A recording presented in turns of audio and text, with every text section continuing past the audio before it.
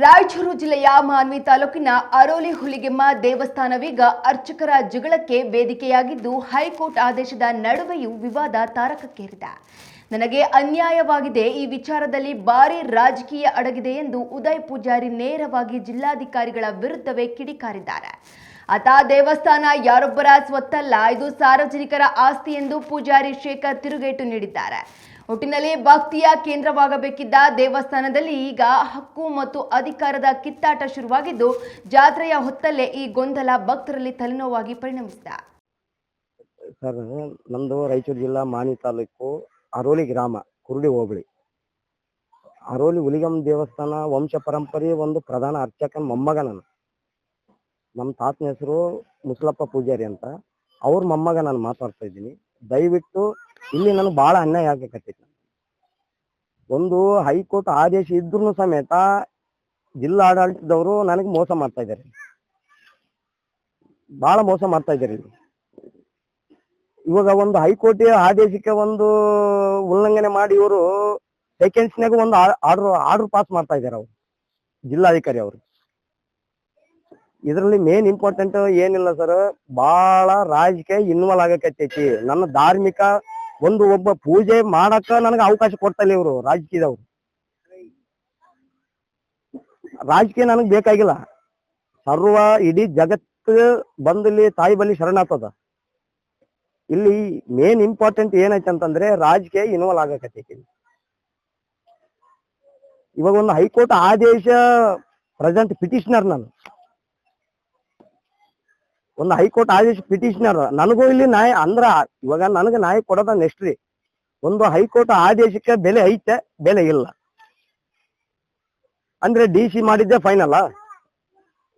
ಮತ್ತೆ ಹೈಕೋರ್ಟ್ ಹಾಕ್ಬೇಕು, ಹೈಕೋರ್ಟ್ ಹಾಕ್ಬೇಕು ಅಂದ್ರೆ DC ಅವರು ಅವ್ರಿಗೆ ಮನ್ಸು ಬಂದಂಗ ಒಂದೊಂದು ತಾಸಿನಲ್ಲಿ ಅವರು ಆರ್ಡರ್ ಪಾಸ್ ಮಾಡ್ತಾರ.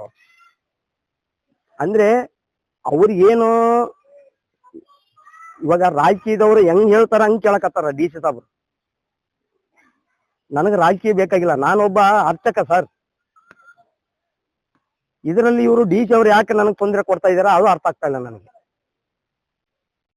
ಇವಾಗ ಒಂದು ಮಾನ್ಯ ಉಚ್ಚ ನ್ಯಾಯಾಲಯ ಕಲಬುರಗಿ ಪೀಠದಲ್ಲಿ ನಾನು ರಿಟ್ ಪಿಟಿಷನ್ ಇದೀನಿ. ನಾನು ಆಲ್ರೆಡಿ ಲೈವ್ ನಡೀತಾ ಇದೆ ಕೇಸ್ ಇದು.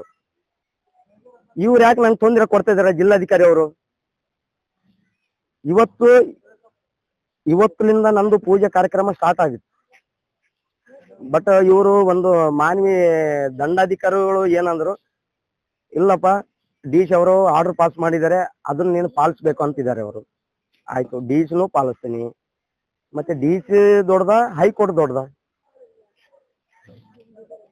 DC ದೊಡ್ಡದ, ಹೈಕೋರ್ಟ್ ದೊಡ್ಡದ? ನನಗೆ ಒಂದು ಹೈಕೋರ್ಟ್ ನನಗೆ ಪವರ್ ಕೊಟ್ಟ ಮೇಲೆ DC ಯಾರು ಸರ್? ನನಗ DC ಯಾರು ನನಗ?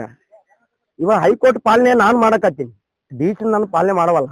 ನನ್ಗ ಅಲ್ಲಿ DC ಮಾನ್ಯ ಜಿಲ್ಲಾ ಅಧಿಕಾರಿಗಳು ಏನ್ ಇದಾರಲ್ಲ, ನನ್ನ ವಿರುದ್ಧವಾಗಿ ನನಗ ಆರ್ಡರ್ ಪಾಸ್ ಮಾಡ್ತಾ ಇದಾರೆ ಅವರು. ಶ್ರೀ ಹುಲಿಗಮ್ಮ ದೇವಿ ಜಾತ್ರೆ ಅಂಗವಾಗಿ ಈ 7 ಮತ್ತು 8ಗೆ ಜಾತ್ರೆ ಇದೆ. ಆದ್ರೆ ಎಲ್ಲ ಸಾರ್ವಜನಿಕರ ಸಮ್ಮುಖದಲ್ಲಿ ಯಾವುದೇ ಆಗಲಿ ಈ ಕಾರ್ಯಕ್ರಮಕ್ಕೆ ಪದೇ ಪದೇ ಎಳೆ ತೊಳೆಗಳು ಇಲ್ಲಾರ್ದೆ ಯಾರು ಸಾರ್ವಜನಿಕರು ಸತ್ತಿದ್ದು. ಬಟ್ ಏನಿದೆ ಇದು ಸಮಸ್ಯೆ ಅಂತಂದ್ರೆ, ಇಷ್ಟು ದಿನ ಪೂರ್ವತನದಿಂದ ಬಂದಿರತಕ್ಕಂಥ ದೇವಸ್ಥಾನ ಪಟ್ಟಕ್ಕ ಒಬ್ಬರೇ ಇರ್ತಾರ ಇಲ್ಲಿ ದೇವಸ್ಥಾನದಲ್ಲಿ, ರಾಜು ಪೂಜಾರಿ ಅವರೇ ಇರ್ತಾರ. ಬಟ್ ಇದು ಯಾರೋ ಹೇಳಿದ ಮಾತಿಗೆ ಜಾತ್ರೆ ನಿಂದಿರ್ತದ ಅಂತ ಹೇಳಿದ್ರು. ತಹಶೀಲ್ದಾರು ಮತ್ತು DC ಗಮನಕ್ಕೆ ಬಂದಿದ್ದು. ಇದು ಮುಜರಾಯಿ ಇಲಾಖೆ ಸಂಬಂಧಪಟ್ಟಂತ ದೇವಸ್ಥಾನ. ಇದರಿಂದ ಈ ಜಾತ್ರೆ ಮತ್ತು ಊರಿನ ಸಾರ್ವಜನಿಕರ ಹೊತ್ತು ಈ ವರ್ಷ ಆಗಿರ್ತಕ್ಕಂಥ ಘಟನೆಗಳು ಏನು ಹಿನ್ನೆಲೆ ಇಲ್ಲ. ಇದರಲ್ಲಿ ಹಿನ್ನೆಲೆ ಆಗಿರ್ತಕ್ಕಂಥದ್ದು ಉದಯ ಕಾಣ್ಲಿಂದೆ ಒಳಗಿಂದು ಹೊರಗಿಂದು ತೋರಿಸಿದವ್ರು ಅವರೇ. ಯಾಕಂತಂದ್ರೆ ಏನೋ ವಿವಾದ ಸೃಷ್ಟಿ ಮಾಡಿಕೊಂಡು ಜಾತ್ರೆ ನಡೆಯಬಾರ್ದು ಅಂತ ಉದಯ್ ಕುಮಾರ್ ಅವರು ಹೇಳಿದ್ರು. ನಾವು ಊರಿನ ಸಾರ್ವಜನಿಕರು ಏನಂತ ಹೇಳಿದ್ರು, ಜಾತ್ರೆಯಿಂದ ಯಾರೇ ಆಗಲಿ ತೊಂದರೆ ಆಗಬಾರ್ದು ಅಂತ ಊರಿನ ಸಾರ್ವಜನಿಕರು ಮತ್ತು ರಾಜು ಪೂಜಾರಿ ಅವ್ರನ್ನ ಆಯ್ಕೆ ಮಾಡಿದ್ರು. ಇದರಿಂದ ಜಾತ್ರೆ ಕಾರ್ಯಕ್ರಮ 7 ಗಂಟೆಗೆ ಇದೆ. ಅಲ್ಲ ಸರ್, ಏನಂತಂದ್ರೆ ಜಿಲ್ಲಾಧಿಕಾರಿಗಳು ಮತ್ತು ತಾಲೂಕಾ ಅಧಿಕಾರಿಗಳು ಇವತ್ತು ಚರ್ಚೆ ಆಯ್ತು. ಏನಂತ ಚರ್ಚೆ ಆಯ್ತು? ಚರ್ಚೆ ಆಯ್ತು. ಏನ ಡಿಸಿ ಮತ್ತು ಕೋರ್ಟ್ ಆದೇಶದಿಂದ ಕೋರ್ಟ್ ಏನು ಆದೇಶ ಕೊಟ್ಟಿತ್ತು, ಡಿಸಿ ಏನ್ ಮಾಡಿದ್ರು, ಈ 41 ದಿವಸ ಯಾರು ಉಪವಾಸ ಇರ್ತಾರ ಅವ್ರೊಬ್ಬರೇ ಇರ್ಬೇಕು ದೇವಸ್ಥಾನದಲ್ಲಿ, ಅವರೇ ಮಾಡ್ಬೇಕಂತ ಒಂದು ಆದೇಶ ಕೊಟ್ಟಿದ್ದಾರೆ ನಿತೀಶ್ ಸರ್ ಅವರು.